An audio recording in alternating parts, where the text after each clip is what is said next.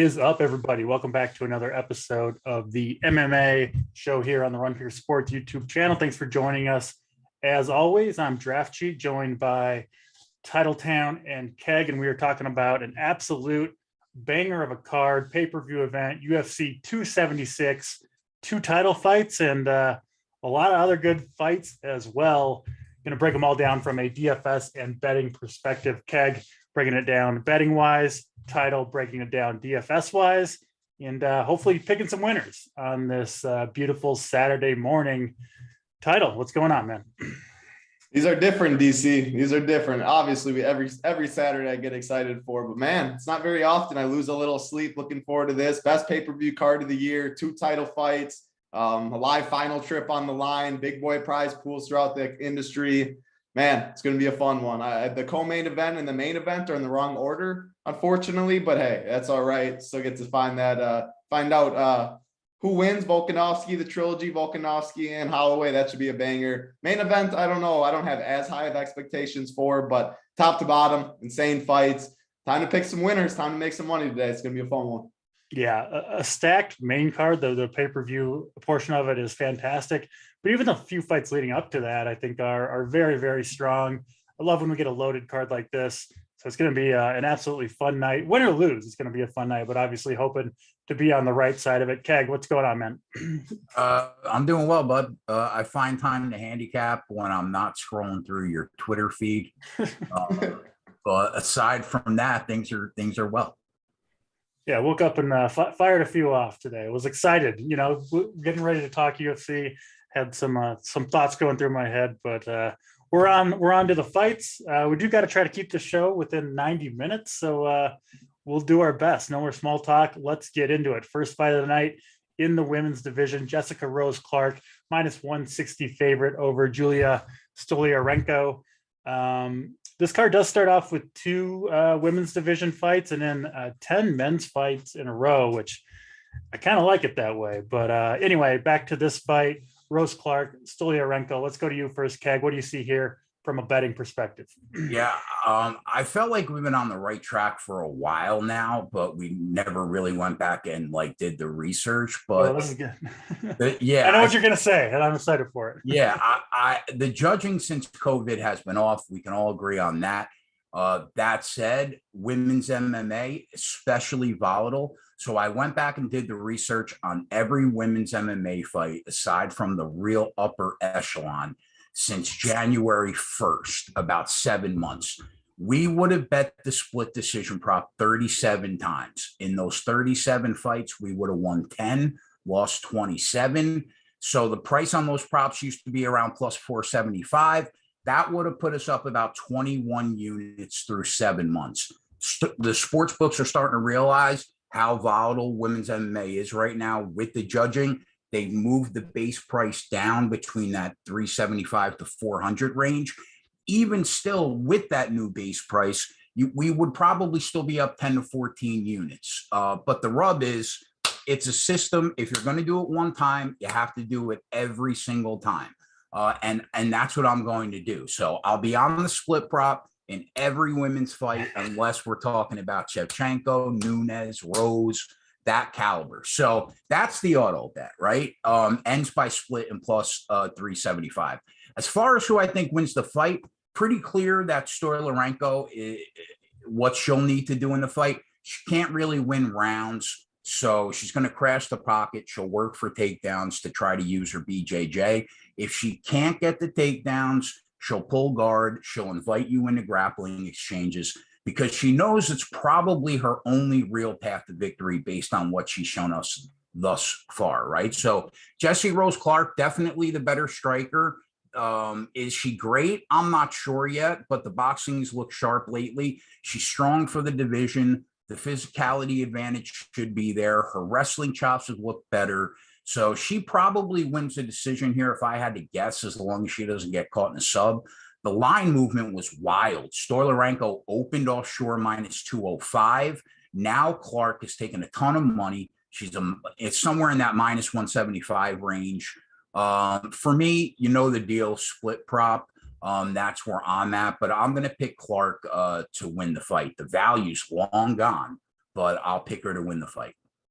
Yeah, Clark, like we said, sitting around minus 160 at this point. This fight is fairly heavily favored to go to decision. Looks like about minus 200 from there. Title from the DFS perspective, Clark 8,600, Stoliarenko 7,600. So neither of these fighters particularly cheap. What do you see here? Who do you think is going to win, and what are you doing from a DFS perspective? I mean, we've seen the past couple of weeks now, and we've seen it a lot in the past couple of weeks. These women's fights, especially the low level ones, the underdogs just keep coming through. They're close fights. Women's MMA, we don't see the biggest talent discrepancies where we see with the men's fights, and judges have been so bad. Like Keg says, close fights. I mean, dogs. I mean, you want to be holding a plus money ticket when it goes to decision rather than the minus 180, minus 200. Saw Gloria DePaula. I could go on and on about the fights that we've seen. And in this fight, man, I think this is a coin flip fight. I disagree a little bit with Keg. I think on the feet, Stoliarenko is actually better than what she's given credit for. I don't think Jessica Rose Clark is anything special. Now, can she win the striking exchanges? Maybe. I mean, Stoliarenko is very hittable on the center line. She doesn't move her head, but she comes out there, walks forward, isn't afraid to eat one to give one, and she has some pop on the end of her shots. The big thing is Rose Clark is mainly a wrestler. Is she going to try and take this fight on the mat? If she does, I think she gets armbarred.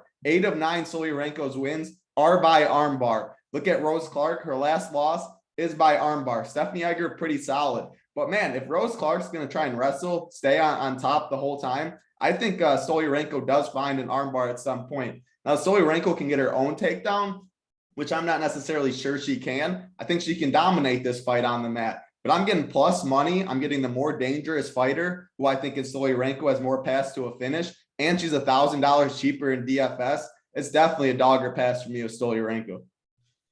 Yeah, it makes sense. You can get Stoliarenko by submission, plus 500 on FanDuel, the best line I see out there right now, if you're interested in that. I'm guessing you won't have too much exposure to this one in DFS title. I think Stoliarenko can find this armbar, man. Okay. I mean, that would be a good way to start your DFS night with the $7,600 underdog with perhaps an early submission. Oftentimes we do see those submissions come early if they're going to come at all. So I don't mind that call. We'll move on to the other women's MMA fight on this card. Macy Barber, pretty big favorite here over Jessica Eye. Barber sitting around minus 300 right now. Actually, one of the bigger favorites on this card overall. Title, let's stick with you. Break it down for us. Macy Barber, Jessica Eye. Well, this line opened, just the opposite of that Stoliarenko one, where Barber opened as a lot smaller favorite, minus 155, 135. You look at the line now, Macy's up to like minus 300 at some books. She has 11-year age advantage, where I'm saying Jessica Eye's 35, Macy Barber's 24. I always definitely like the younger fighter. I mean, man, like this goes back to what I just said, though. We see all these big women's favorites lately losing. And should Macy Barber be a minus 300 favorite? Probably not at the end of the day. So when we go to Keg, he's talking more of the betting and value and stuff like that. But no way I'm ever laying minus 300 on Barber, throwing her in my parlays. On the feet, I think it should be competitive. Eye throws a little more volume. Barber has more power for sure. But where I think Barber can definitely take advantage in this fight is in the clinch. She has good clinch work. She is strong in there. And then she gets the takedowns. I think she should have her way when it gets to the mat. So I like Barber, and we're going to get to it. She's 9,100 DC. She's going to be one of the lowest owned fighters on the card, I think. If I think she has a clear path when it comes to takedowns, when it comes to strength and the clinching stuff, you could see multiple takedowns. You could see a big score with top control, maybe even a finish at the end of the day. She's 24. She's only getting better and better. I definitely thought she lost to Miranda Maverick. I know she lost to her. So that 10-2 record could be 9-3, stuff like that. But man, Jessica Eye just hasn't been impressive as of late at all. 9,100. No one's going to play her. She gets you 100 early at 10%, 12%, something like that. I'll be on that side all day. So in MME, I'm going to be overweight on Macy Barber. And as far as these low level, or this isn't low level, but it's not the highest level women's MMA. Big price tag. I'm going to have a little, but if I'm only making like 5 lineups, I wouldn't play any Jessica. I think there's better underdogs. Yeah, I get the ownership play with Barber. I'm a little concerned. I agree. I think she lost to Maverick. That would make her the loser of 3 of her last 4 fights. Even the one she won last time out against De La Rosa, just 79 DraftKings points, despite 7 minutes of control time. So I get it there. And on a 12 fight card, obviously the threshold for getting on the optimal is lower, right? The fewer fights you have, the less you have to do to try to, be one of the 6 fighters that ultimately gets to the top of GPP. So I do get that from that perspective, and it's also part of, we'll get to it later, but there's some higher price guys I'm lower on this week too, which makes it easier for me. Yeah, that's fair enough. So yeah, Barber, big favorite here. Keg rather. Talk to us about this fight. Do you see value in either side of this line? If not, is there any other way to approach it to try to get some value? Yeah, I can't stand Jessica Eye. I mean, she's so cringe, man. She's just like Henry Cejudo, no self-awareness at all. She's hated in every room she walks into. I'm a big fan of watching her get punched in the face. Everybody gives her credit for her stand-up game, but I don't think it's very good. Her striking looks okay, but her striking accuracy is sub 36%. That's awful. Her striking defense is bad. She has a devastating blind spot for her head kicks. Shevchenko almost killed her. Other fighters have hurt her badly. So I think that's a really big liability in her stand-up game. On the ground, I think she's average, nothing special in terms of offensive or defensive grappling.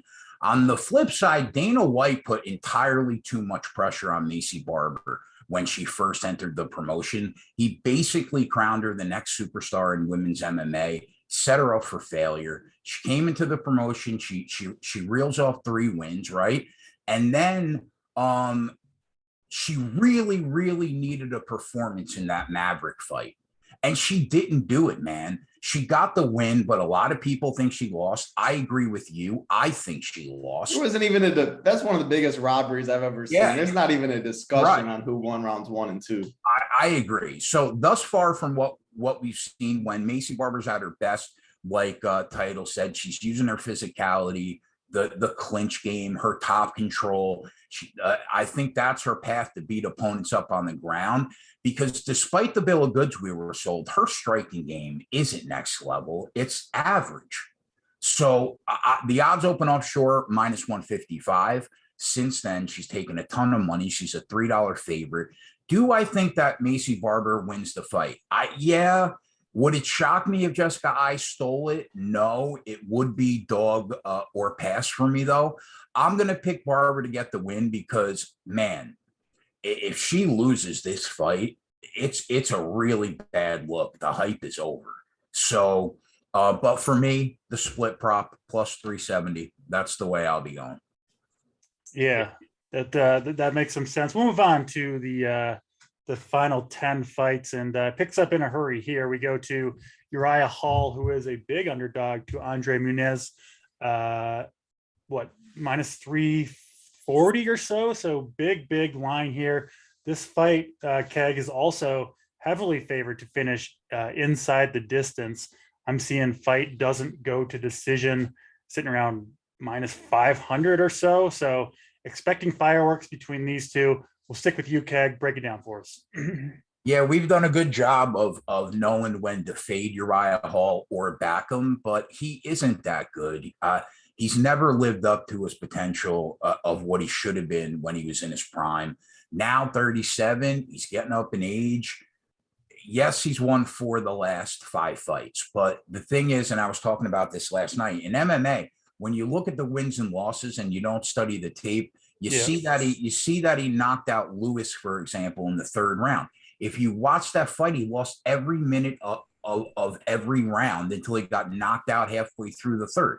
But if you're going to be down 2 rounds to somebody that is just an awful prospect, it's a bad look. He used to be perceived as a lethal striker. Now he's a solid striker, Uriah Hall. Aside from that, he does have good takedowns, good solid top control wrestling, above average cardio. His defensive striking isn't great. The footwork's okay, but I wish he doesn't move his head off the center line as much as I would like. The chin's a concern.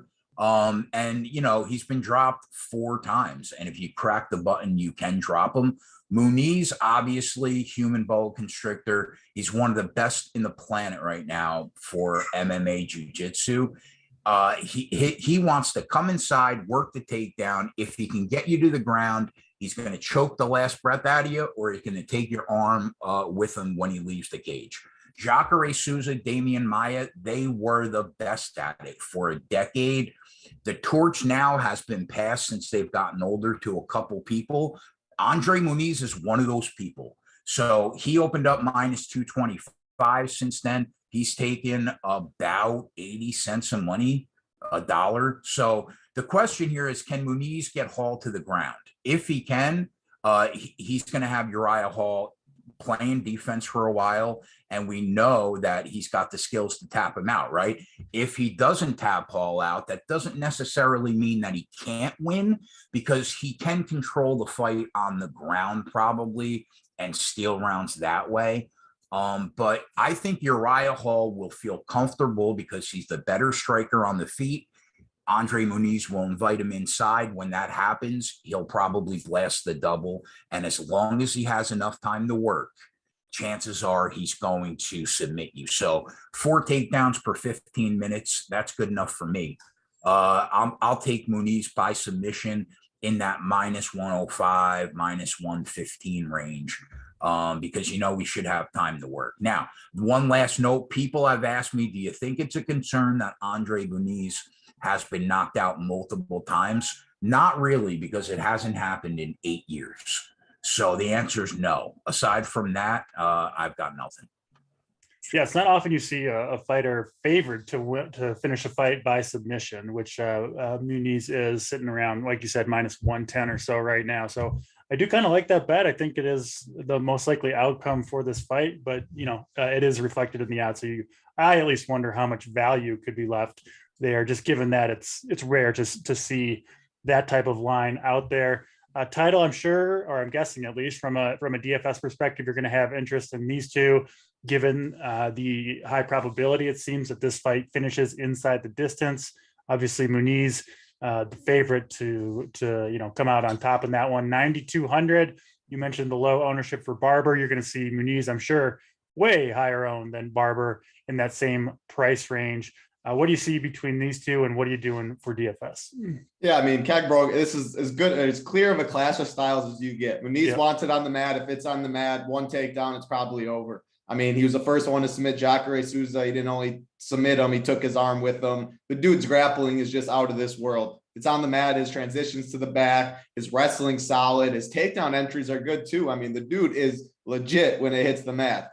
Uriah Hall, the problem with him is he is live against any middleweight in the world because his power is second to none. I mean, he legit hits like a truck. And Muniz, four losses, all 4 of them are by KO. I mean, if Uriah Hall lands on the button when Muniz is going for a takedown entry or before Muniz can even shoot, the fight's going to be over and Uriah Hall is going to break the slate at 10% and everyone's going to go crazy. Now, I don't think that's likely outcome. I think Muniz has looked so good. I've been so impressed with them. His last 3 fights, all first round submission wins, all by armbar, but he can win by any which way when it comes to submission. Uriah Hall has never been submitted, but he's never faced a grappler like Andre Muniz. If this fight hits the mat once, I think it's all she wrote. Unfortunately, man, this line was minus 250 on Tuesday. I was like, Muniz might go a little overlooked. I mean, the top range, a lot of people, I'm not overlooked, but not where the ownership's going to be today because of the line movement, the submission line movement, all of that stuff. So I agree with the line movement. I was all over Andre Muniz. I'm not jumping off now because of the ownership and stuff going up, but I think it is pretty quick work for him. I think he gets a first round submission. Yeah, I think that makes sense. And, I think if you're betting this one, if you're on the Muniz side, take that minus 110 to finish by sub. And I'm seeing a hard time Hall winning a decision here. I guess maybe Muniz slows down as the fight goes. If it gets out of round 1 and you see Muniz breathing a little hard, it might be a good live betting spot. And we know how bad these live betting lines have been recently. There's a lot of money to be made in them, especially with the judges. So I'd approach it that way. Yeah, I just think, if Muniz does slow down, if he can't get a takedown, which would obviously be the path to a Hall decision, it seems like Hall would probably knock him out at that point. So that's why you hit the live bet, because you can get the decision but I don't think it goes to decision either. Yeah, it makes a lot of sense. We'll keep it moving. Next fight on the card, Dricus du Plessis, a minus 160 favorite over Brad Tavares. Obviously, longtime UFC veteran is Tavares. Title, will stick with you on this one. Break it down for us. Yeah, this is similar to the Alberg Tafan fight last week, where just going on the game theory perspective worked out for me with the ownership. He was like 16% lower owned. The odds flipped throughout the week, where Alberg opened at 8,300 is the favorite. Tafan took all the money and was the dog. Same spot. Tavares was the favorite when DraftKings released their pricing. Now Duplessis took so much steam. He's sitting, like you said, around minus 150, and he's $200 cheaper in this matchup. Unfortunately, last week, why I went with the game theory perspective was I didn't have a strong lean on that fight. If you don't have a strong lean, it's easy to go against the ownership when it's going to be that spread. I do have a strong lean in this fight, though, when it comes to DFS. One guy is a finisher in Duplessis who has finished or been finished. He has 18 fights, 16-2. All 18 have ended inside the distance. The dude has power in his hands. The dude is dangerous on the feet. He also has a good guillotine. I mean, if he gets it on the mat, he's dangerous too. I think this fight does stay on the feet. Tavares does have good takedown defense. But, man, Tavares just does not finish anybody. He has no finishing upside, really. In his 10 UFC fights, the most he scored on DraftKings was 81 points. Even if he wins this fight, I think it would be by decision. I think it would be lower scoring, and I don't think it would be on the optimal. So he's going to be one of the lowest owned fighters for sure. Duplessis is going to be one of the highest owned fighters. But, yeah, I think Duplessis is the right side. I think he's more dangerous wherever the fight goes. Striking's unorthodox. Tavares could be winning minutes with his technical striking, but man, Duplessis has that power, and he finds it usually throughout the fights. I think he does find a KO. Maybe he hurts him on the feet, grabs the neck, something like that, but he's pretty dangerous, and I'll take the more dangerous fighter with the upside in this one. Yeah, I'm with you. This one seems like maybe you just don't overthink it, right? He's going to be highly owned, like you said, but he does seem like the right side. He does provide salary relief, which depending on which side you're on some of these, there's a few close fights, and the main event fighters, the 5-rounders, the underdogs are cheap. So, depending on which side you're on those, it's not the hardest week, in my opinion, to fit a lot of the fighters. There's plenty of value. Yeah. Mid-tier is loaded. Yeah. Salary's not an issue this week. Yeah. So, I mean, a lot of times it is, right? When we get like the minus 1,000 favorite or minus 600, it's hard to squeeze those guys in, but we don't have any of those level of favorites on this card. And there is plenty of value, I think, including Duplessis among those value fighters. So an interesting card from that perspective with DFS. Keg, what do you see here? Obviously the steam on Duplessis. What kind of prospect do you think he is? He's been very impressive in his 2 UFC fights, finishing both in the first 2 rounds via KO. Obviously Tavares has been around a while, but Title kind of outlined, the weaknesses in his game. So what do you see between Duplessis and Tavares? Yeah, I'm not a Brad Tavares guy. Yeah. It's disrespectful to gatekeepers to say he's a gatekeeper, because like, of what? Being ranked 15th? Like, that's not impressive to me. Like, he's got pillow hands, man. 20 fights in the UFC. And he's dropped somebody about 3-4 times. 75% of those, the fight was almost over. So the dude is a decision machine, like Title said. He relies on a stand-up striking game when he really should be wrestling, in my opinion, always, because his power's not there. But he does have solid top control. He can win minutes on the feet right up until he gets hurt. On the flip side, man, if you built the opposite of Brad Tavares in a lab, it's Dricus Duplessis. I mean, he can meme KO everybody. So on top of that, I love the volume that I've seen from him when he's been in the cage. So we know that the volume and we know that the power is going to be there. On the ground, he works for takedowns. When that happens, like Title said, solid guillotine. He's always hunting the sub if he gets you there. But one thing I'll say about Brad Tavares is he has a very good submission defense. So I'm not really worried about him there. The odds open offshore, Tavares minus 130. Since then, Duplessis has taken money, which you would expect. The line right now, last time I checked, is Duplessis minus 155.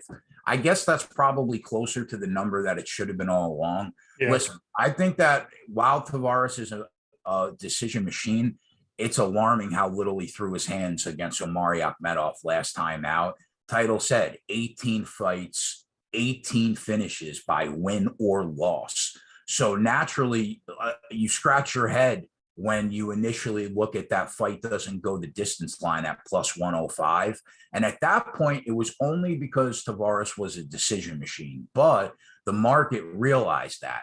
Now that number's minus 135 in a bunch of spots. So considering how hard it is to tap Tavares, if the fight ends inside the distance, chances are it's because Tavares got meme KO'd.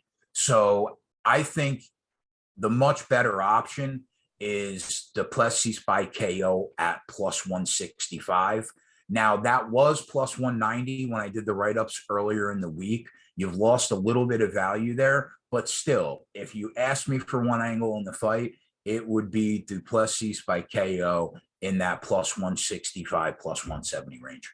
Yeah, I'm not 100% sure it's still there, but Best Fight Odds does have FanDuel still having Du Plessis at plus 195 to win by KO, TKO, compared to plus 150, plus 165 over at DraftKings. So if that's still there, might be a good wager there, because it does seem like the most, or a likely outcome to me. A little surprised that this fight, like we said, is close to a coin flip to go the distance. I think Du Plessis, like you, Keg, has a good chance to finish this one via KO. So I think that's only because one's a finisher, one's not, is what they're looking at. Yeah, but that plus 195 looks nice. If that's still there after the show, I'll probably slide on in and get a bet down there on Du Plessis KO. Again, FanDuel has, we think, plus 195 still hanging out there, which is a better number, a much better number than you can get most places onshore at the moment, it looks like. All right, next fight on the card, undefeated Ian Garry goes up against Gabe Green. Gary sitting around minus, lines are a little bit all over the place here, but looks like the best onshore line, minus 176 again over at FanDuel for Gary. This fight, another one that's basically a coin flip to finish inside the distance or not. Keg, will stick with you. Break it down, Gary and Green. Yeah, I'm looking forward to fading Ian Garry one day, because I do think that he is incredibly raw. And one day somebody at a really nice price is going to show up and make him look bad. His nickname is the Future. You don't agree? The verdict is out. Like the question for me is that time now to fade him against Gabe Green? Yeah. Probably not. I mean, Gary's a big range striker. He's always on his bike moving around the cage. He showed power in smaller promotions, but we haven't seen it yet in the UFC. He knows how to use that reach better when from range than when he's in the phone booth firing in the pocket, right? His takedown defense has been pretty good. And that's because he knows how to use the momentum of a person against themselves really well, because his judo is really, really good. But all in all, he hasn't shown me anything to make me think that he is a future player in the division. Not yet. So Gabe Green, I don't know if you guys like, Title probably does. I was watching Cody Safdik's podcast, and like he brought up an interesting point. It looks like the UFC has been handpicking the same type of opponent for Ian Garry. And I didn't really believe that, but after watching the tape, Gabe Green's a lot like Darian Weeks and Jordan Williams. They're similar in their style. So I do think that Gabe Green has really good stamina. He's durable. He throws a ton of volume. He generally cuts off the cage well, and he attacks the legs just like Ian Garry does. But there are concerns. His defensive striking is a liability. He's shown a propensity to struggle against long fighters that really fight behind their jab all the time. But like I said, is it worth fading Ian Garry now? Probably not, and it's only because of the price. I do think that Gabe Green is live to beat Ian Garry, but the last two fights against similar opponents, Ian Garry closed a $5 favorite and a $4 favorite. So he opens minus 175. He's basically stayed around there, which means right now the comeback is substantially lower on the dog in this fight as opposed to the last two. And that's because Ian Garry has not been super impressive in the UFC. but it just doesn't feel like the right time to fade him here. So, but I'm not looking to back him either. Let me be clear. So I'll probably avoid sides altogether. If I was going to get involved, it would probably be fight goes the distance, because I do think Gabe Green is a tough out, and he's probably going to be chasing Ian Gary around the cage all night long. So, and also if Gary takes him to the ground, you're probably going to waste some minutes there. That would be the direction I would go. Fight goes the distance in that minus 110-ish range. But that said, I'll probably avoid this fight altogether. Yeah, it makes sense. This fight to me does seem like one that is likely to stay on the feet. One thing about Gabe Green, the striking defense looks pretty bad, at least by the numbers, absorbing almost 7 strikes per minute. He'll dish him out too. But, we could potentially see Gary get a high volume of strikes title. Obviously, the striking battle that goes to decision oftentimes doesn't score particularly well for DFS, particularly in 3-round fights, which obviously this is. Gary, not cheap, sitting there at 8,800. He is a sizable favorite. Obviously, Green, 7,400. Talk about this one, because it is one that I'm feel a little bit lost on. Yeah, now's the time I'm jumping off on Ian Gary, and I'm definitely taking the dog price on this one. I mean, he just hasn't shown me anything in the UFC. He came over from Cage Warriors as the champ. And yeah, his tape looks good on the feet. He's very long. He's going to have a 5-inch height advantage this one, 1-inch reach advantage. His judo black belt, when he gets on the mat, he seems good. He hasn't shown that. He hasn't even attempted one takedown in the UFC thus far. So I'm just going to assume this fight's going to be on the feet the whole time. And man, you got 24-year-old Ian Gary. He was getting pieced up by Jordan Williams. I think Jordan Williams has since been cut. Wins a unanimous decision over Darian Weeks. I mean, I don't think Darian Weeks is any good. 74 significant strikes. Whereas you look at Gabe Green, Gabe Green's biggest thing the whole time was the dude couldn't see in his fights, really. Like, you only could see like one eye, or he's seeing 2 different people. He finally got LASIK eye surgery. That's why you're looking at these striking defense numbers. Yeah, when you can't see what's coming at you, you're probably going to get hit. Now, the dude has a hell of a chin. The dude can take a shot. Last fight against Johan Lainez, that dude, it throws some bombs, Johan Lainez. He dropped Gabe Green. Almost everybody else was going to be out from that. Gabe Green gets right back up. What does Gabe Green do? He pushes a pace. He'll fight for your money. He breaks Johan Lainez. I'm not saying Johan Lainez is a stud or anything. I think the dude will be okay, though. He has massive power. He breaks him with the cardio, and he finishes him in the second round. Man, this is going to be on the feet. Jordan Williams piecing up Ian Gary in the first fight until Gary catches him with 1 second left. I think Gabe Green can piece up Ian Gary on the feet. I see Gabe Green, the one moving forward in this fight. I see Ian Gary trying to bounce around on the outside and stuff. And I think Green, Gary, all this stuff is annoying me, but I think Green can pick apart Ian Gary. I'm not sold on this kid. I'm getting dog money on Gabe Green. I also see a prop that's staring me right in the face. Plus 600 for Green by KO. Man, I think this is going to be a war. I think this is going to be a fun fight. I think Ian Gary's going to have his moments when counter shots and stuff like that too. But I trust the chin of Gabe Green. The cardio of Gabe Green always checks out. Man, we're talking about a grown man right here at 29 against a 24-year-old Ian Gary, who's only getting better and better and stuff. But I just haven't been impressed with him. I think this is his biggest step up in competition. I get dog money. I get $1,400 difference for DK. I think this fight's going to be a war, but I think Gabe Green does clip him, and I think that future, I think he's got to find a new nickname after this one. I agree with everything Title said. My only issue is the dogs were plus 350 instead of plus 150. But they're different dudes. I guess.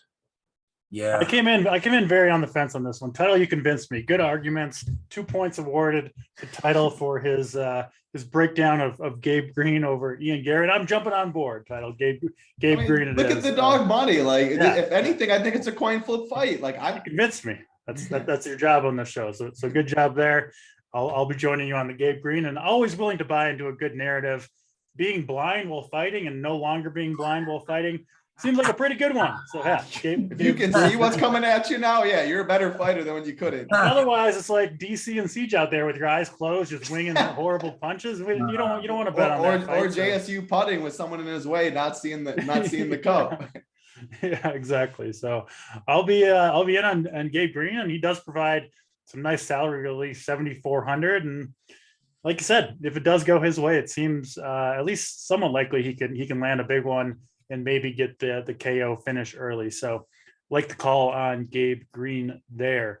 We'll go to the next fight on the card. Donald Cerrone on the UFC card for the 19th straight card. We'll see if he actually fights this time. He gets Jim Miller. It is Miller who comes in as a pretty big favorite here. I think he's sitting around, minus 190 to minus 200.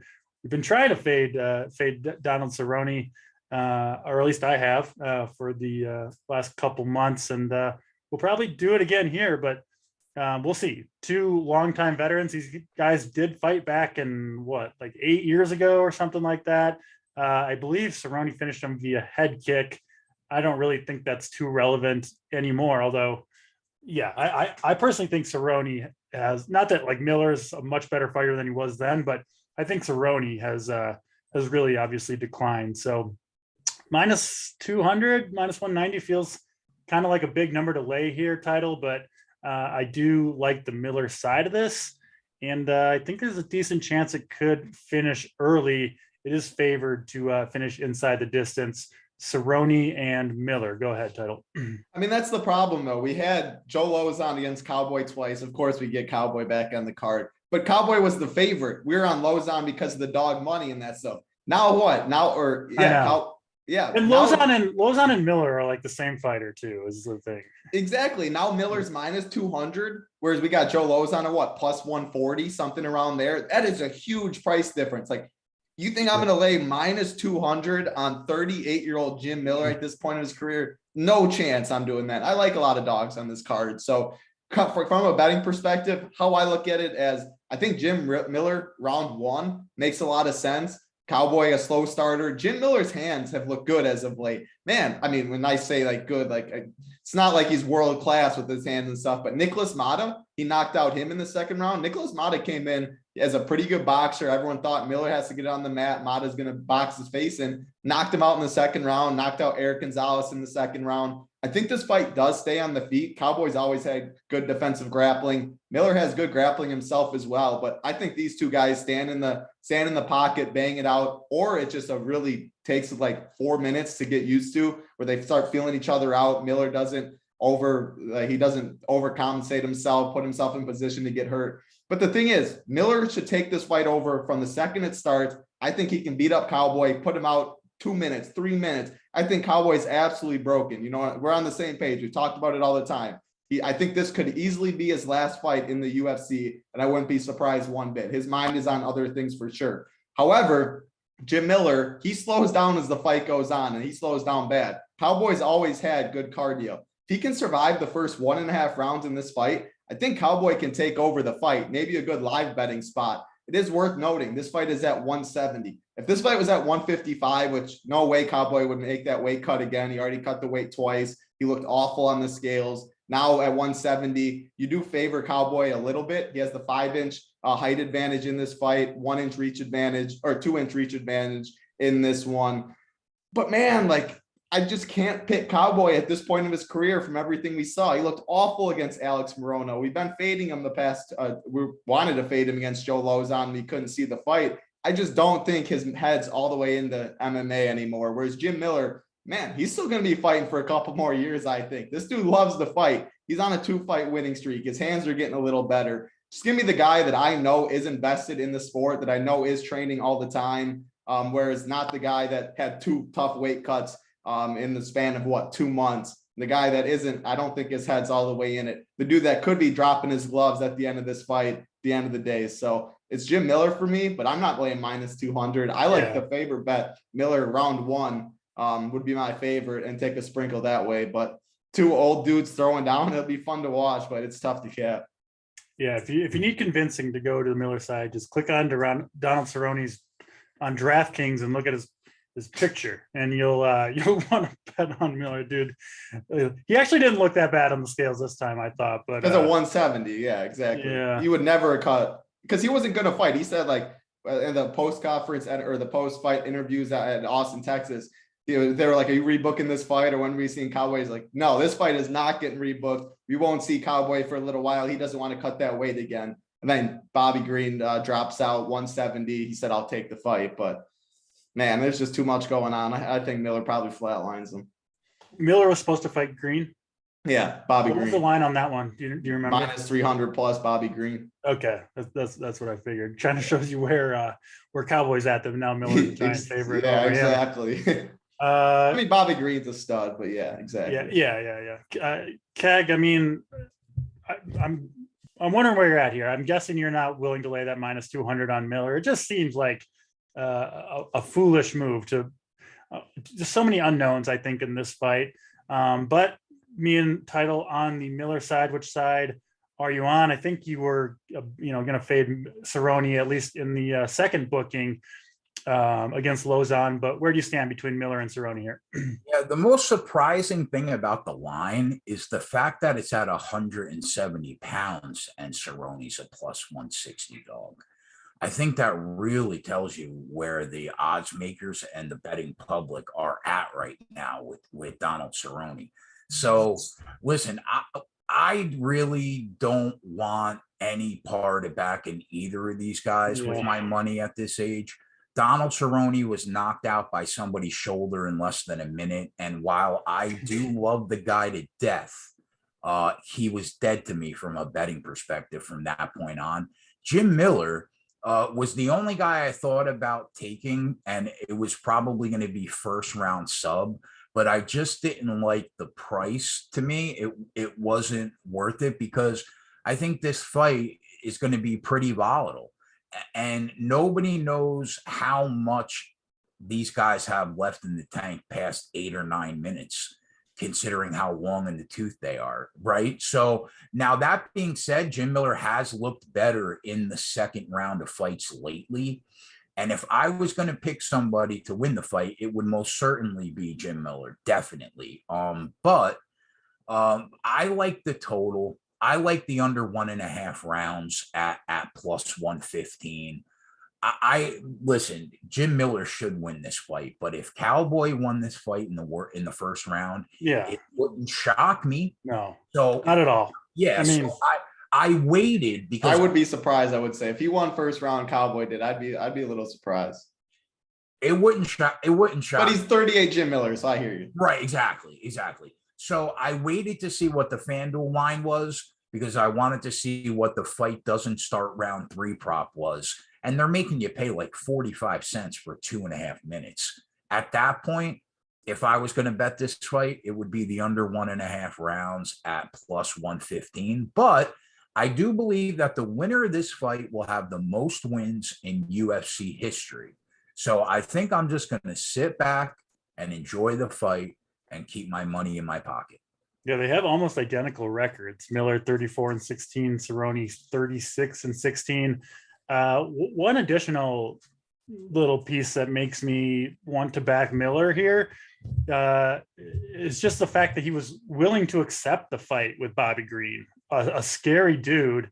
When you're as old as Miller is, has had many fights as Miller has, you have to assume that he was, pretty confident in his skills and training hard. Like, you're not going to go into a Bobby Green fight slacking off on the training. Not that Miller would do that anyway. He's just one of those dudes. He'll just fight anybody. He has bad Lyme disease, and for years he could not get it under control. Yeah, and he's good now, though, I think, right? Yeah. He finally got it under control, and to be fair, it shows lately. Yeah. He's looking good. 3 for 3 on Miller here. I do expect him to finish this one. Sounds like Keg is on inside the distance. And listen, if Miller finishes him in the first round, probably going to score pretty well. Whether that's via KO or I could even see a potential submission here. So I will have exposure certainly to Miller and DFS, maybe a little Cerrone too, just because I just don't know how this fight is going to go for sure. But certainly going to be a fun one, and I think a good one to lead us into the final 6 fights of this card, which I kind of think, that this next one, Jalen Turner, Brad Riddell, not on the pay-per-view card, but it could be. I have been extremely impressed with Jalen Turner over these last 4 or 5 fights. I think he changed something in his camp. Keg, I'm sure you can kind of speak to that. But man, I have loved what I've seen from Jalen Turner. He looks like he's vastly improved, both from a skills perspective and kind of a freak athlete, right? His nickname, the Tarantula, I think describes him pretty well. Long limbed. And man, I've really liked what I've seen. I've been kind of waiting to back him again. I've backed him these last couple fights, and not even a huge favorite here, minus 150 or so, depending on where you look. I know Brad Riddell, a decent fighter, but Riddell hasn't finished any of his 4 UFC wins, and I don't think you can finish Jalen Turner either, who I think is a very, very dangerous fighter, both with striking and submissions recently. So I think Turner has multiple paths to victory where, man, I don't really see it with Riddell. So it's gonna, you guys have done it before, but it's gonna take some convincing to get me off the Jalen Turner train. Go ahead and try it if you want, Title. I mean, man, so I like this fight. I was over Jalen Turner, but I like the odds when they were minus 120 earlier in the week on Monday when I saw pretty much a pick 'em. Now, personally, if I had to pick a side when it comes to betting, my side would be Brad Riddell. I think the value is on him. Disappointing. Jalen Turner, everything you've said about Jalen Turner is 100% true. Dude has looked like an absolute killer. How he makes 155 is absolutely insane. He's got an 8-inch height advantage in this fight, a 5-inch reach advantage. He is the much, much bigger fighter.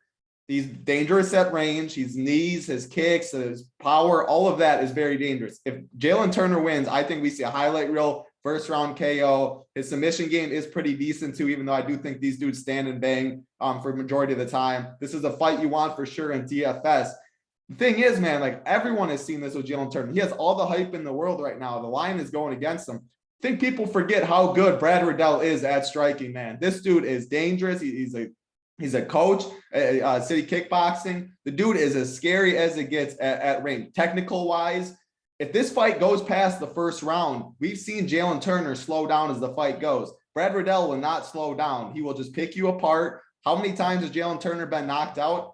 3 of his 5 losses have ended by KO. The chin is a concern. The cardio is a concern. So if he doesn't finish this fight in the first round, I think Brad Riddell takes over in the second round. I think he takes over in the third round. With all of that being said, my pick is Jalen Turner by first round KO because I do think he is that dude. Yeah, exactly. I do think he is that dude when it comes to it. I think he is that dangerous. I think he will find the chin of Brad Riddell. But if this fight gets out of the first round, live bet Brad Riddell is how I look at it. And I do think he takes over. And then I think he does find a KO at some point. I don't think we need the judges in this fight. I think the pace of this fight is going to be absolutely crazy. They both throw good volume. I think Turner can find his distance and stuff well early. He has to survive. I mean, Brad Riddell is one hell of a striker, man. It is very, very scary how good this dude is at range, how technical he is. I think the length and the height will be too much in the round 1. I'm going to say Jalen Turner, round 1 finish, but I'm not nearly as confident as you, DC. I think the line is too wide now. So I think it's turnaround 1 or Brad Riddell later. So I'm going to say Jalen Turner, but man, I think this fight should be more of a pick 'em than it is right now, like minus 150 Turner. I think the line got away a little bit. The only thing I listened to you say is that you think Turner's going to win in the first round via KO. Yep, that's my prediction. Turner in round 1 plus 380 on FanDuel. Turner in round 2 plus 700. Maybe there's a round 1, round 2 combination out there. Keg, tell me you're on the right side of this. Well, before I get to that, Sean said Riddell hasn't finished anyone, no title. The thing is, if someone has no cardio and they have no gas tank and you've been knocked out 3 or 5 times, you can get finished. Drew Dober, Rafael Fiziev. I mean, look who Riddell fought. So, yeah, I think this fight ends at saying Riddell doesn't have power or something would be crazy. Sorry. No, you're good. Let's go to you, Turner and Riddell. Yeah, this is going to be a circle jerk. So the fight, this was the last write-up that I did this week. And it's because it was the toughest fight to call for me on the card all week. Brad Riddell does come in off that KO loss to our guy, who we all love. But he did go to war, and he was incredibly competitive for 2.5 rounds. So I like Brad Riddell. He has sharp boxing. He has punishing leg kicks. The cardio is good. And the fight IQ is there because he'll wrestle towards the end of rounds to steal them, which is a concern for Turner. So there are a lot of things to like about Brad, but there are things to not like. He has taken more damage than he should have 12 fights into his career. My biggest concern is how slow he starts. He's lost the first round on the judges' scorecards in 5 consecutive fights. That is a big issue. Jalen Turner, who I didn't know what to make of after his Contender Series and that initial UFC debut, he might be my favorite fighter on the roster under the age of 27 right now. Yes. I think that the kid is a freak. He fights at 155 pounds, which is a complete joke because he should fight at 185 pounds. He's a middleweight. So I bet he walks around at 205, it looks like. Probably. He's 6'3" and jacked to hell. Like, it's nuts what he does, man. It's nuts. I guarantee you that he probably walks around the weight that Adesanya walks into the cage tonight. Yeah. So he can kick you in the face from across the cage. He's got power. He's got speed, striking accuracy. He attempts almost 14 significant strikes per minute, which is absurd. He lands 6. And like Title mentioned, he's a legitimate BJJ black belt that transitions well. He can get a submission off his back if he needs to. But with both these guys, my concern is Title's right. Definitely less for Brad Riddell.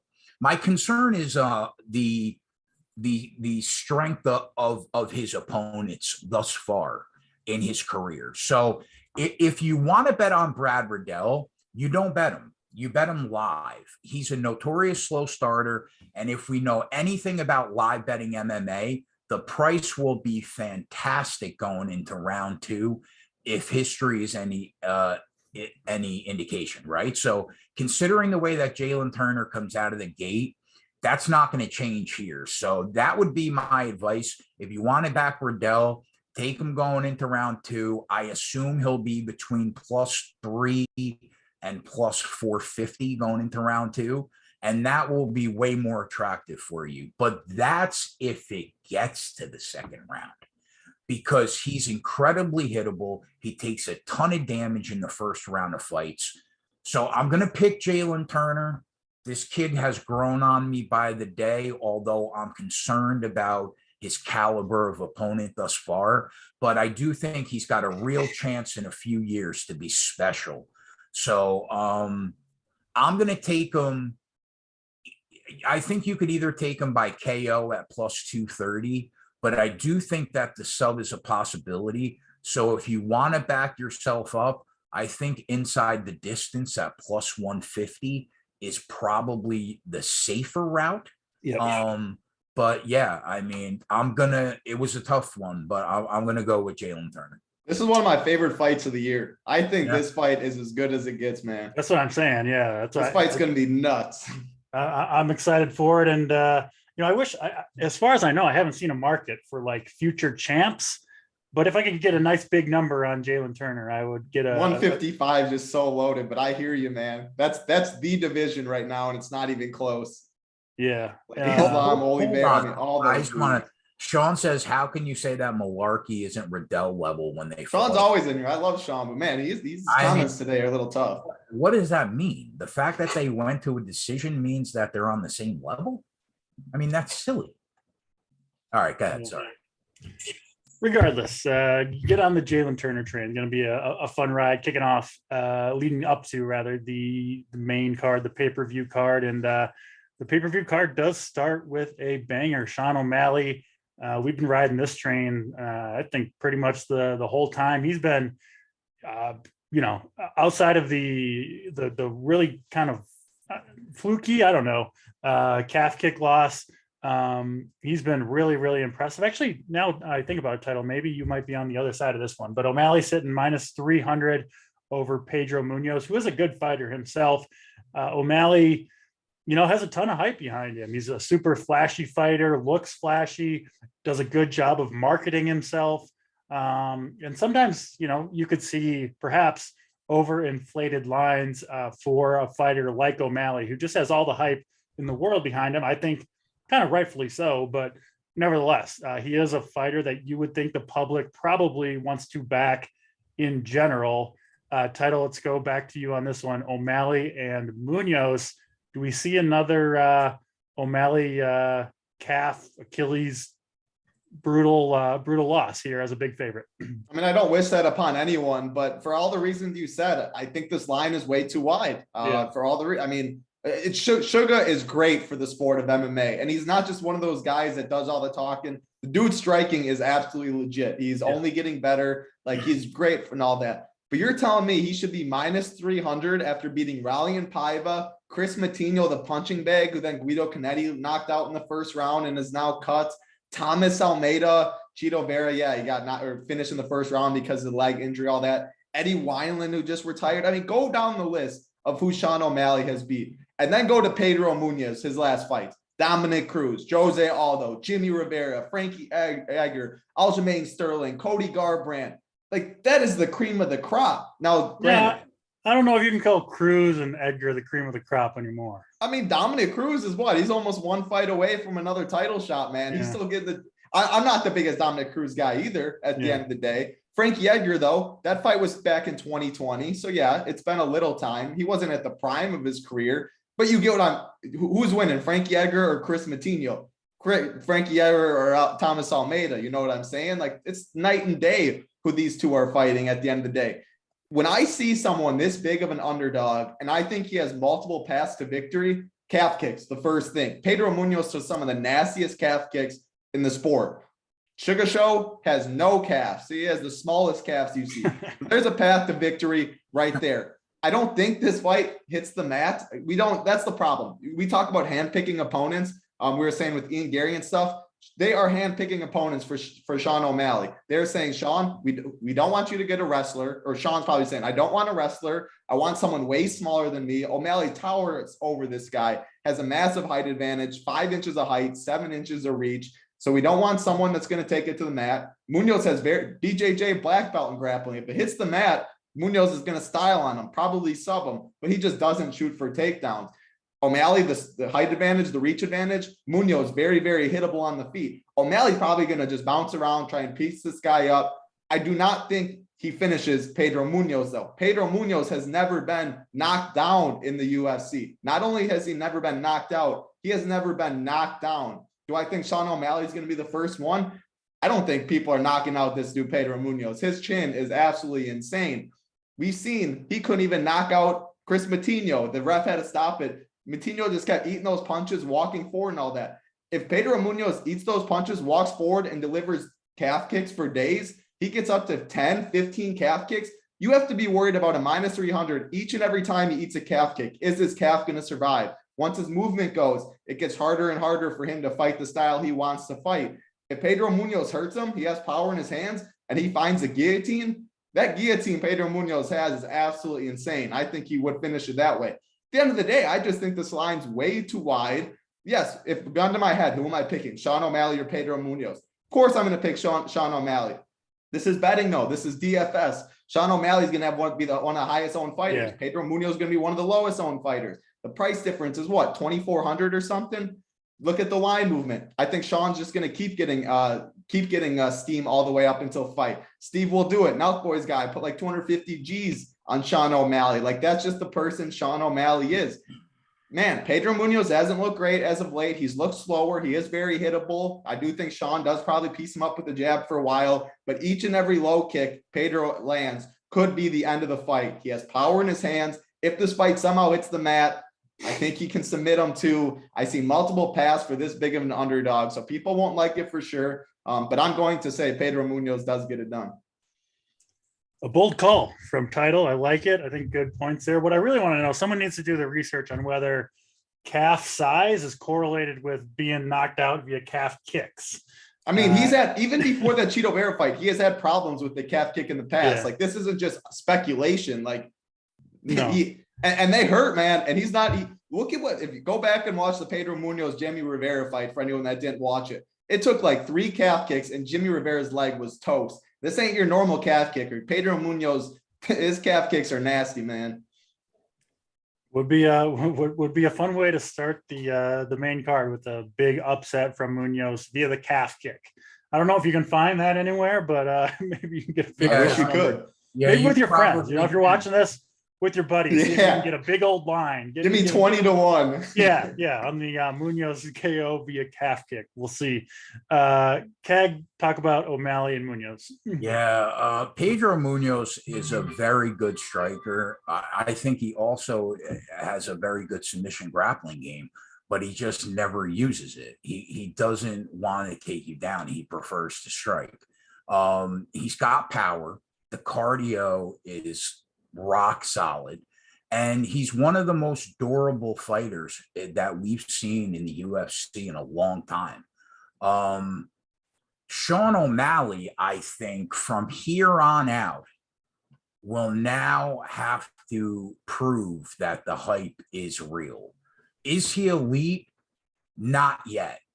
He hasn't even approached his prime yet, but he is a extremely talented range striker already. And if he can stay at range, he has an excellent chance to win most fights in this weight class. And I think that the same could be said for this fight. So O'Malley opened -250. Since then, 40 cents of movement last time I checked. So here's where I'm at is this, man. Pedro Munoz is at his best when he's in the pocket, in the fire. He's not a good range striker. Why? Because he's a little person, right? He just is. So in a pay-per-view cage, O'Malley is going to have so much room to be on his bike. And I don't think that Munoz is going to be able to cut the cage off effectively enough to pin O'Malley down in the corner. So if that's the case, I think O'Malley probably cruises to an easy 3-round decision here. Like Title said, Chris Matino basically survived 3 rounds with O'Malley. It would be a fluke if Munoz can't do the same. However, O'Malley has the legs of Bill Walton.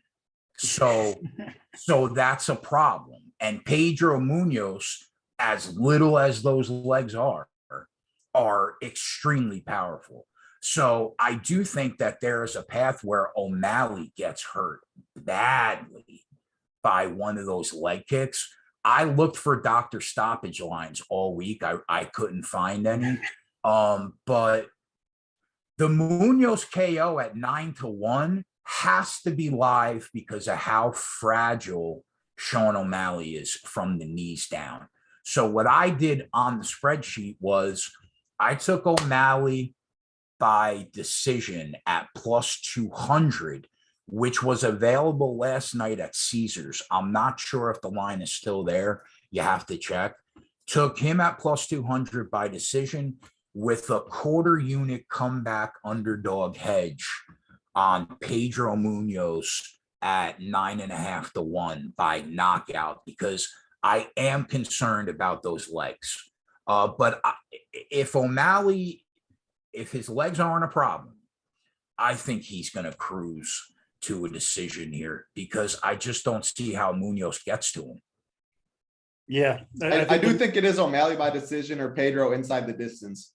I wouldn't chase personally because I think if this fight does end up on the mat somehow, I think he could find a sub. So I would take the +500, which is out there, which I think is good enough inside the distance. But I don't think Pedro wins a decision, and I don't think O'Malley finishes them. So I'd approach it that way. So it sounds like, Taylor, I'm sure you're going to have some O'Malley. Obviously, you play enough lineups, but kind of probably somewhat of a stance on fading O'Malley here. Because like we talked about, we think this line might be inflated just because of the hype around O'Malley. And then it's almost like a double down thing where I think he's also going to be inflated, not only from the line, but just, I think, your average UFC fan is a fan of O'Malley and wants to get him in their lineup. I think you get a lot of them on pay-per-view cards, the average UFC fan that doesn't play. I think people, that are hand building lineups, O'Malley might be the first guy they click in there. They see his name and they want to back. See that purple hair. He has a sick DK picture on his avatar and all that. Everything you're saying is what I'm going to be doing. Spectacular finishes.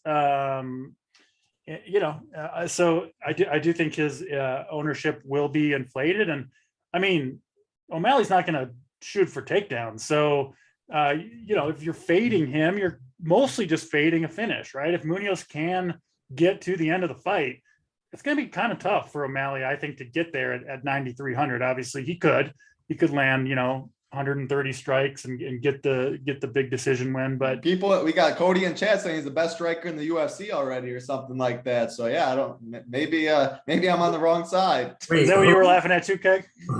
Who's the best? This Cody dude in chat is making me laugh. We welcome the I always love laughing. I love everyone participating in chat. Yeah, I mean, for sure. I'm just laughing, Cody. We can disagree, and yeah, who knows? But he was making me laugh. That's all. O'Malley does strike me as someone that's gonna look awesome, and then like kind of till he doesn't, and he's gonna win a lot of fights in the UFC, but I don't think he is gonna beat like the very, very top. I say Jalen Turner's got a better chance at a title than Sean O'Malley. I'll put that out. Yeah, you give me Jalen Turner against Sean O'Malley. Obviously, we're talking different weight classes and stuff, but yeah, like I'm way higher on Jalen Turner for the future than I am in O'Malley because there's certain matchups that just don't suit him well at the end of the day. Turner maybe can cut another 20 pounds and go pick O'Malley. Yeah. We'll see. That's O'Malley Munoz, the first fight on the pay-per-view card. The next one, two veterans, Robbie Lawler and Brian Barberena. This one, I think, as far as I know, expected to be a slugfest. We know what kind of fights Robbie Lawler puts on. He's been doing it for years and years. In terms of the market here, it is essentially a straight up coin flip. Yeah, as close as you can get to that. In terms of like inside the distance or not, looks like it's favored to go the distance. So kind of expected, I think, two guys going to bang in the pocket. Is that how you see a title? And what are you doing with this fight for DFS? I do see it. I'll keep it short because these are two old guys. 40 for Robbie Lawler, 33 for Barberena. Last time Barberena fought, he's 33 years old, but he is the oldest 33-year-old walking on the planet with how many wars he's been in, with how many surgeries he's been in. DC, are you saying you might be a little older 33-year-old? Is that the look? No, what? No. I'm 37 for one, but I'm a young 37. I'm in my prime over here. I'm just entering. You're now like you're getting over that. Insulting that you would even think I would think that. Well, I thought your face with how the back went and stuff. I thought you were you got a little setback. Your age went up a little. But no, Barberena is an old 33-year-old. But man, like Keg will talk about more of this fight for DFS.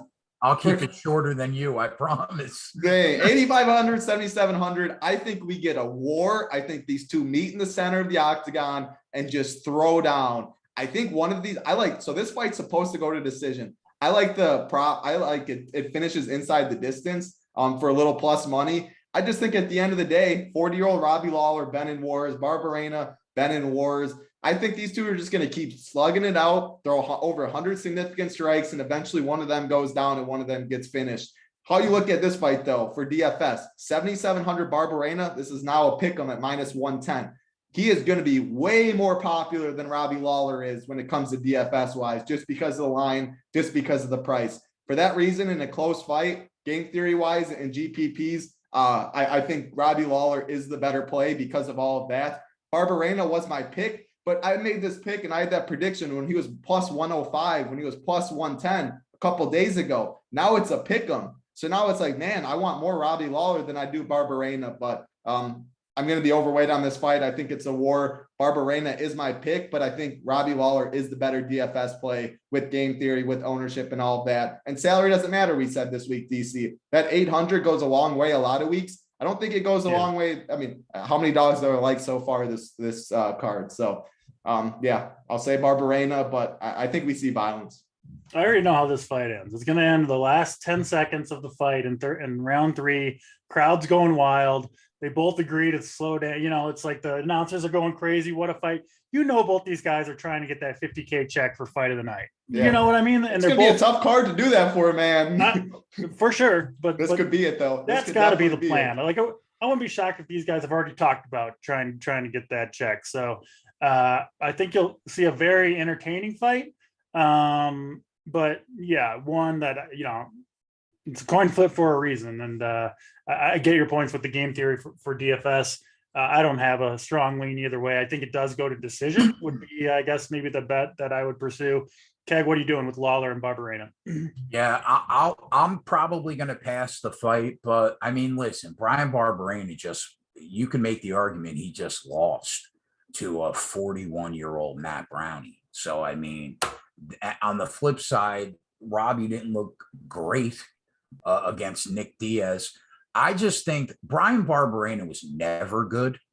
And Robbie Lawler was a world-class striker. And if this fight happened years ago, Barberena would be slept in 2 minutes. So, if I was going to bet the fight, I would probably lean on Robbie Lawler's pedigree. I think the price is low enough where you could take a shot at a coin flip. That said, do I feel great about it? No. Both these guys could win or lose this fight. So I'll lean Robbie Lawler, but I'm probably not going to bet it. Yeah. I lean Lawler too, but it's more or less a toss-up as far as I'm concerned. Next fight on the card, another one that is very closely lined. Sean Strickland sitting around -125 against Alex Pereira. Both these guys have looked, I think, pretty impressive recently. Strickland has won 5+ fights in a row, talking a lot of trash during the press conferences this week. He wants a title shot, I believe. And then Alex Pereira, very impressive in his last 2 wins in the UFC. So should be a good one here. Yeah, interested to hear what you guys have to say. I don't have a real strong lean myself. Pereira doesn't have a ton of experience fighting, and especially in the UFC. So not a ton of tape on him. I think there are some unknowns in terms of how he's going to develop. Keg, we'll start with you on this one. Strickland and Pereira, what do you see? It's a very tough fight. Yeah. It's not going to be popular for the Glory Hardos, but I get the hype with Alex Pereira. He was an incredible kickboxer. And I watched him on Glory live for the last few years. So I get it. I get the claim to fame. The 2 wins over Izzy. He knocked him out before. I'm not only judging him on his world-class striking, because this is a different sport. I'm going to judge him on what I've seen in his MMA career. We already know he's a world-class striker. Aside from that, incredibly athletic. His takedown defense has been better than I thought it would be, although there are definitely holes. The cardio has looked good. The chin looks phenomenal. The level of competition in his MMA career has been pretty bad, I think, aside from Bruno Silva. That was a very solid win.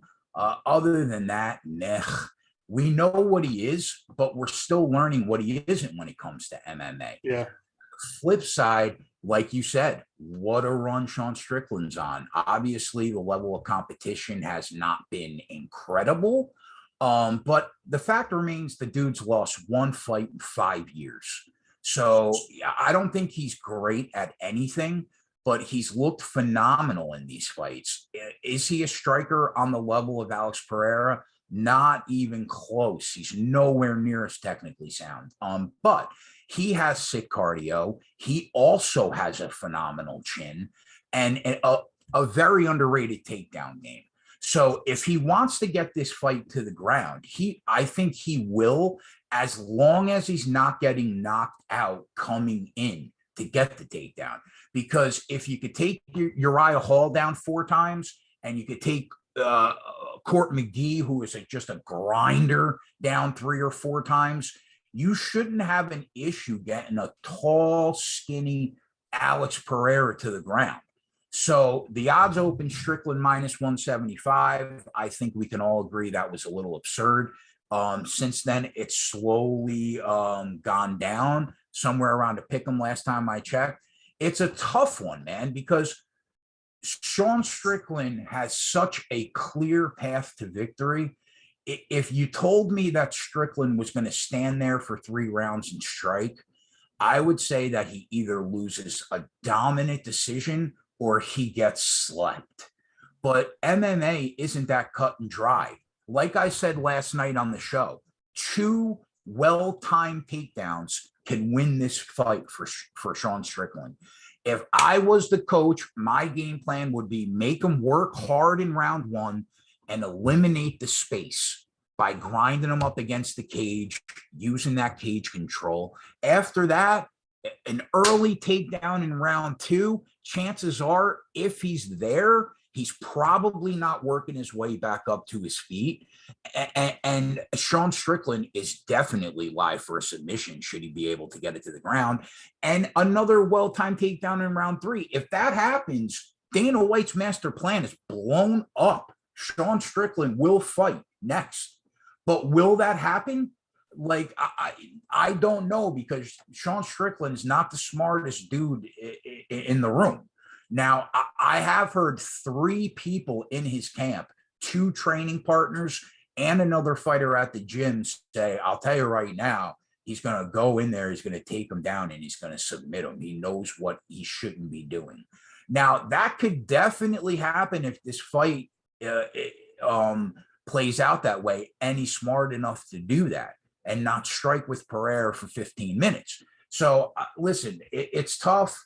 It's not popular, but I'm going to take Sean Strickland to win this fight. I think he's got such a clear path, in my opinion. So if you're betting the fight, I don't mind taking him at that pick'em price tag, or maybe Strickland and the over 1.5 rounds on DK at +140, because I do think even if he does get a submission, chances are it's going to be in round 2 or 3.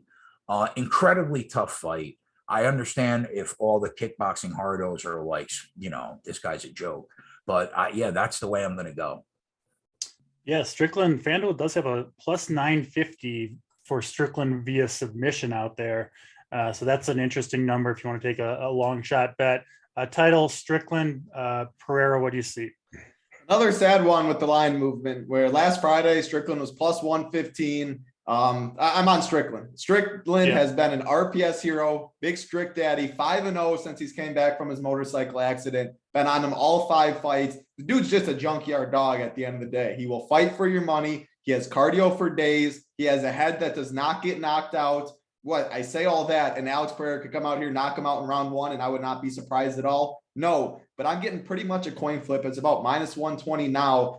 That is Pereira's path to victory. People can call me crazy. I would not be surprised if Sean Strickland won a 15-minute striking decision in this one and just jabbed him to death, used this pressure. MMA and kickboxing are different at the end of the day. The gloves are different, all of that. Strickland, 25-3, 28 MMA fights. You look at Alex Pereira, he's 5-1. He's fought Bruno Silva and Michailidis. Michailidis is absolutely cheek. So we were talking about him, DC. He got cut from the UFC. Bruno Silva, go ahead, Keg. I was just going to say, so bad. You're right. Yeah, he's cheap. So, and he won that first round against Alex Pereira by going for the takedowns, controlled them. Then he gassed out and gets knocked out in the second. Bruno Silva, Pereira wins the decision. I think Sean Strickland does come out here. Yes, everything Sean Strickland says, the dude's an absolute nut job.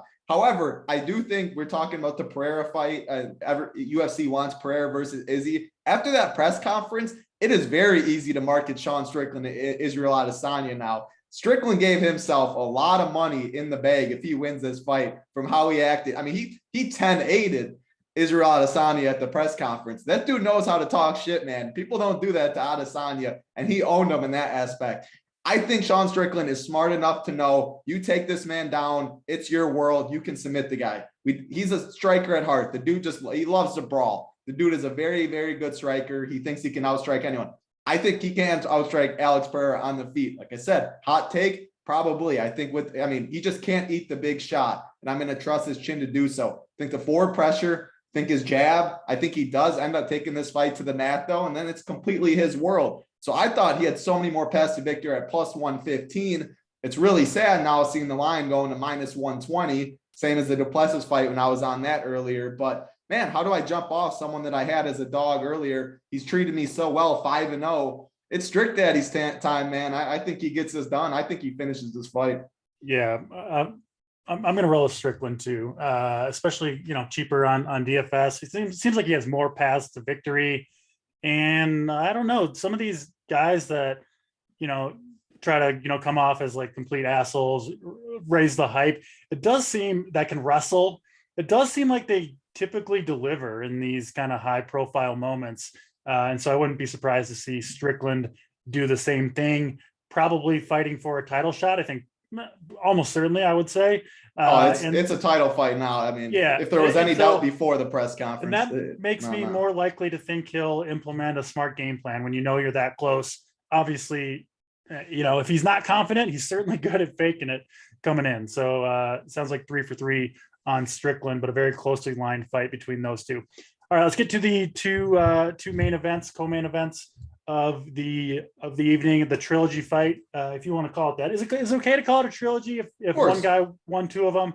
Either way, whether or not he won both or not, I think is up for debate. But Volkanovsky officially 2-0 against Max Holloway, and he is a sizable favorite here. I'll be honest, I think this line is too wide toward Volkanovsky, who's sitting around -195, -200. You can get Holloway, best number I see, +175 over at Caesars. Listen, I'm a Max Holloway stan, and I'm gonna be. I already have taken that big plus money on Holloway.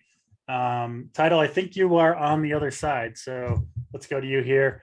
Interesting. These last 2 fights, I'm really looking forward to them, but breaking them down is kind of straightforward, I think. I mean, we've seen Holloway and Volkanovsky fight twice, and we know what to expect, I think, between Cannonier and Adesanya too. But talk about Holloway and Volkanovsky for his title. I love Max Holloway. How do you not? The best is blessed. He's been there. He's done that. Everything about Max Holloway is just awesome. But at the end of the day, you pick who you think is going to win and who you think the better mixed martial artist is. Whereas I see one guy in Volkanovsky continuing to get better, fight in, fight out, and Max Holloway, man, he has taken so much damage throughout his career. His last fight against Yair Rodriguez was not Max Holloway in his prime. That was not his best fight. He was getting chewed up at range. The leg kicks were getting hurt. He had to then go and change his game plan and wrestle Yair Rodriguez. We went 3 for 5 on takedowns, landed 3 of them, had over 6 minutes of control time. Max Holloway does not come out here with the game plan to wrestle. Shows how good he is, and that he can change his game plan on the fly to win a fight like that. But you're not going to wrestle Alexander Volkanovsky. You're going to have to outstrike him, obviously.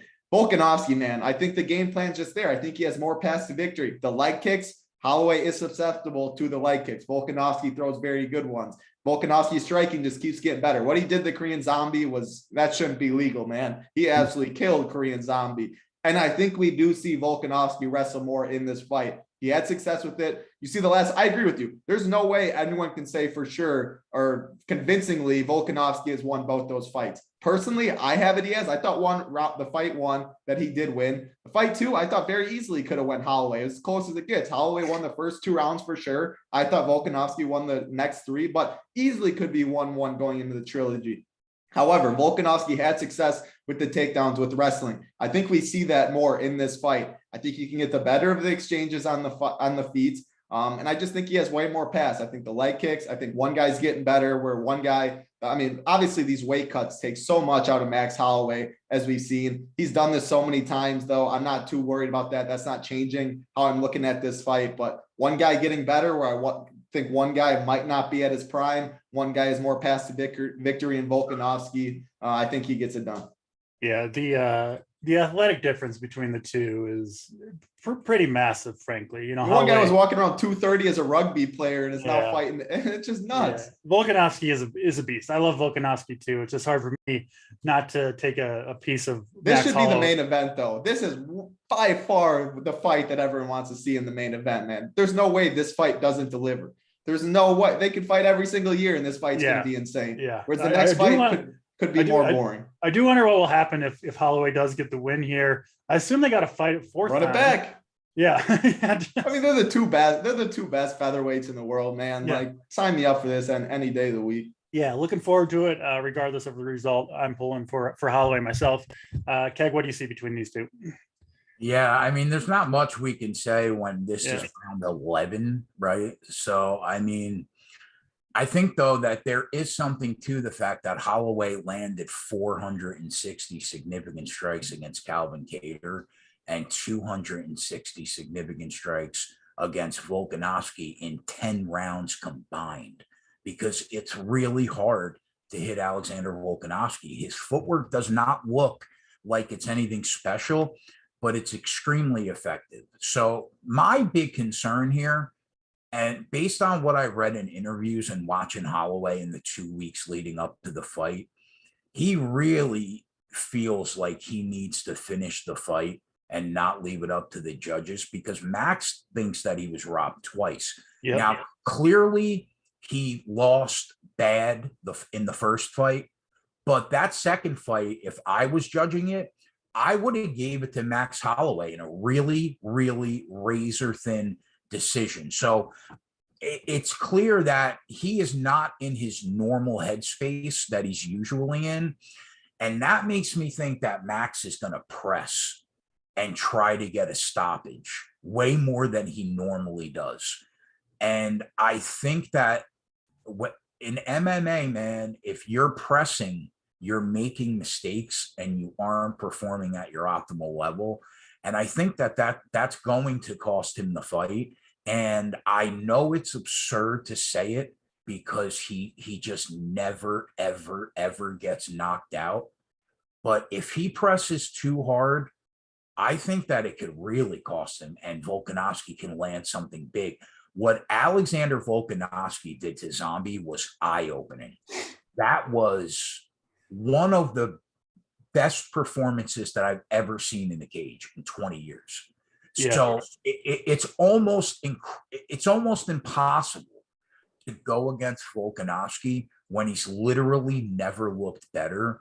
Aside from that, I have my concerns with Max's headspace. So everybody's going to say Volkanovsky at even money by decision obviously is the play. And it's hard to argue that based on 10 rounds. But it would not shock me in this fight if he gets a finish here at plus 360 inside the distance. How I approached it, I bet one parlay for the UFC. I tied him and Adesanya together at minus 110. We'll get to Izzy next. I think that was probably like free money. But yeah, I everybody's going to lean decision. I have a slight lean towards Volk gets it done inside the distance. Wouldn't shock me. It would be quite the exclamation point for Volkanovsky to finish this one, finish Holloway. Would kind of put to rest all the talk of whether or not Holloway won those, either one or both of those first two fights. So yeah, I wouldn't be, both these fighters, I think, might be looking for a finish here. So maybe we'll see something a little different than we saw in the first two fights. But regardless, should be an awesome one to watch. Let's get to the main event of the evening. Keg, we'll stick with you. Israel Adesanya taking on the challenger, Jared Cannonier, who has been pretty impressive over these last 4 or 5 fights.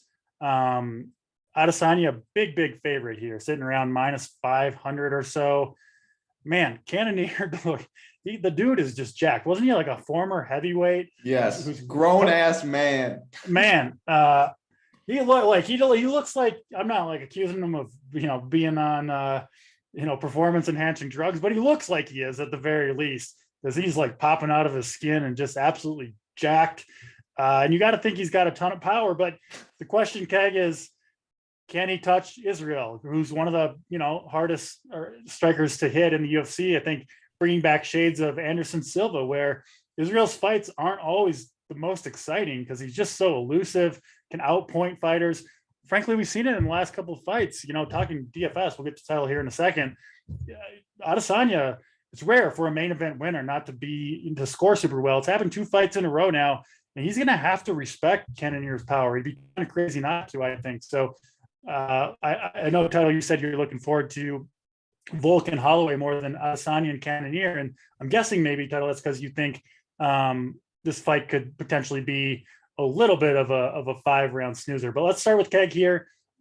Minus 500 for Israel. Do you see any way that it kind of goes a different direction than what the market is predicting? No, honestly, at this point, after the last 3 years, I think it's total nonsense to try to break this intricately down. The bottom line is at 185 pounds, there's nobody on the planet that can beat Israel Adesanya without landing a fluky KO punch or kick.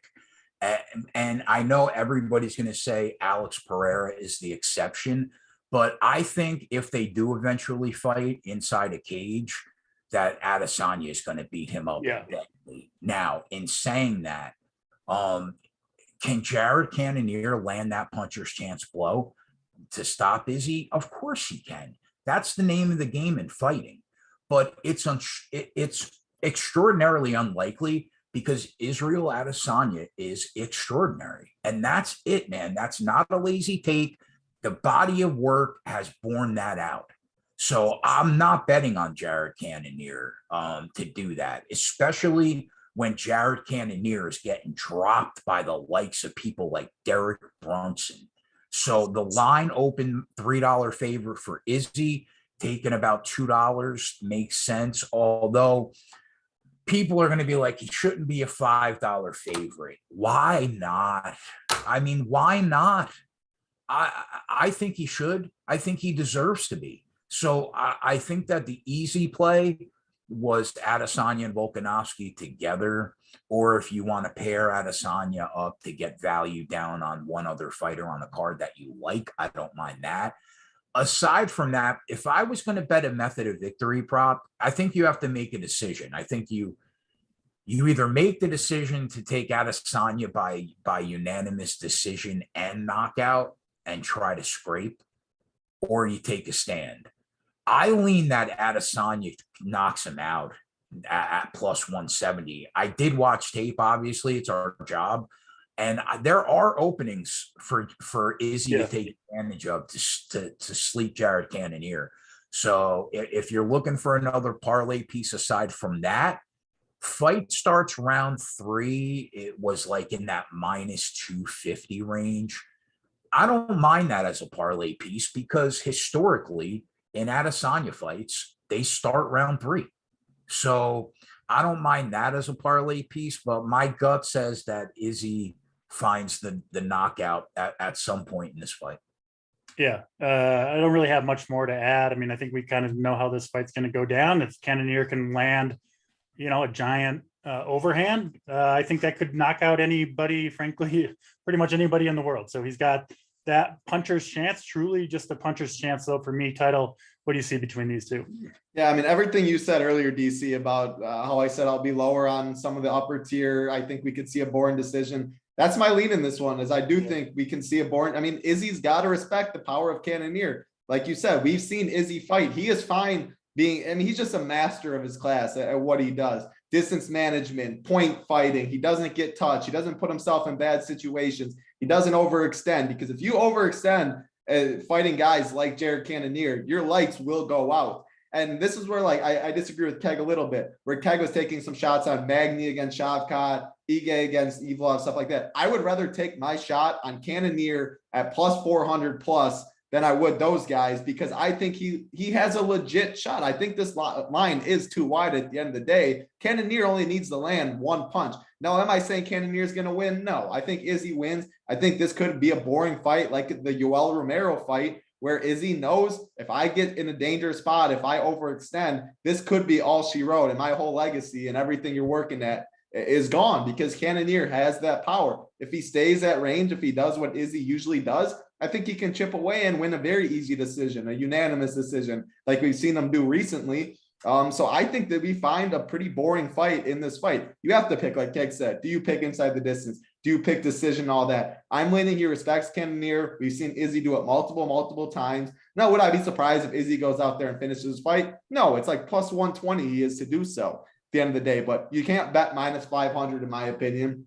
You have to pick method of victory. I'm going based on that this is a pretty boring fight. He respects Cannonier. He stays safe. He wins a decision. And he's the highest fighter. He's the highest priced fighter on the card at 9,400. I'm underweight on Izzy. I'm underweight on Sean O'Malley, which is why it's easier for me to get overweight on a Macy Barber, who's going to be very low owned because of stuff like that. So that's why I think for sure it should have been flipped. the UFC loves Izzy, marketing all that, but he's just not in all of that exciting fights at the end of the day, which is why I think the co-main should be the main and flip-flop. But hey, what does it matter that I think? I think we Izzy by decision. I think it could be a boring one. I'm surprised that we can get Izzy by decision a plus number, to be honest. Me too. Yeah. That's my favorite bet. Yeah, I do lean there. We see this fight kind of the same way, Title, but we do got to get out of here. We got a baseball show coming up. That's all 12 fights for you. Hit the like, hit the subscribe on the way out. Make sure you don't miss any of these shows going forward. Allows us to bring you them free of charge. Each and every week there's a UFC card. So we'll be back next week talking more UFC. Going to be a fantastic night of fights. Good luck to everybody on your bets in your DFS contest. Hopefully we'll see some of those Run Pure Sports logos up at the top of the leaderboards. We're going to get out of here. For Keg, for Title, MDC. We'll check you next time. Good luck, everybody.